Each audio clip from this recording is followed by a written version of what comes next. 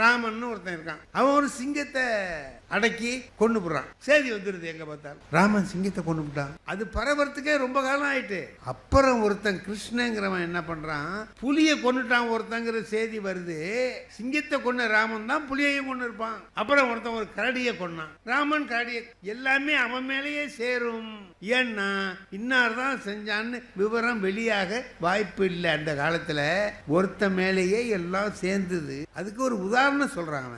Ice பால், ஒரு பனி மலை இருக்குல்லங்க, அதுல மேல ஒரு சின்ன உருண்டையை உருட்டி பனியை போட்டோம்னா கீழே வரும்போது அது ஒரு பெரிய மலை மாதிரி பெருசா போயிடும். ஐஸ் பாலா அந்த காலத்துல இருந்தது.